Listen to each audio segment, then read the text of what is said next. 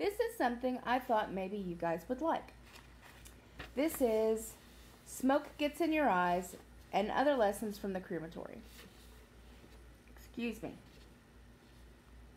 Shaving Byron. A girl always remembers the first corpse she shaves.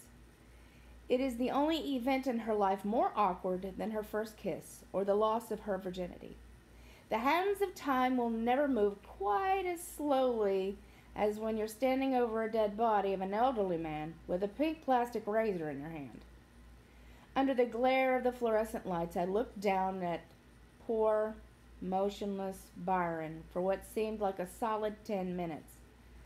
That was his name, or so the toe tag hung around his foot informed me. I wasn't sure if Byron was a he, a person, or an it, a body. But it seemed like I should at least know his name for the most intimate of procedures. Byron was, or he had been, a man in his 70s with thick white hair sprouting from his face and head.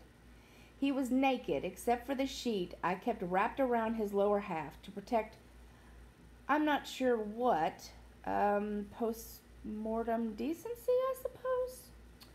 His eyes, staring up into the abyss, had gone flat like deflated balloons.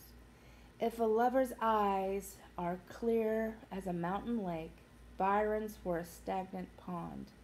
His mouth twisted open into a silent scream.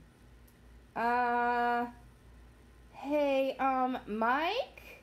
I called out to my new boss from the body preparation room. So, I guess I should use, like, shaving cream or... Mike walked in, pulled a can of Barbasol from a metal cabinet, and told me to watch for nicks. We really can't do anything if you slice open his face, so be careful, huh? Yes, be careful. Just as I'd been careful all those other times I had given someone else a shave. Which was never. I put on my rubber gloves and I poked at Byron's cold, stiff cheeks, running my hand over several days' worth of stubble. I didn't feel anywhere near important enough to be doing this. I had grown up believing that morticians were professionals, trained experts who took care of the dead so the public didn't have to.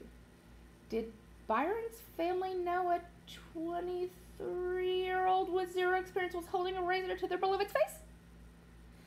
I attempted to close Byron's eyes, but his wrinkled eyelids would pop back open like window shades, as if he wanted to watch me perform this task. I tried again. Same result.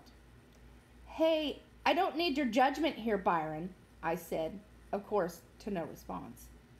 It was the same with his mouth. I would push it shut, but it would stay closed for only a few seconds before falling open again. No matter what I did, Byron refused to act in any manner befitting a gentleman about to get his afternoon shave. I gave up and spurted some cream on his face, clumsily spreading it around like a creepy toddler, finger painting in the twilight zone. This is just a dead person, I told myself. Rotting meat, Caitlin.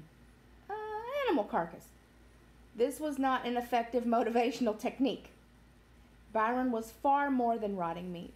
He was also a noble, magical creature, like a unicorn or a griffin. He was a hybrid of something sacred and profane, stuck with me at this way station between life and eternity. By the time I concluded this was not the job for me, it was too late. Refusing to shave Byron was no longer an option. I picked up my pink weapon, the tool of the dark trade, screwing up my face and emitting a high-pitched sound only dogs could hear. I pressed the blade to his cheek and began my career as a barber to the dead. What do you guys think? Would you like me to read more? Let me know.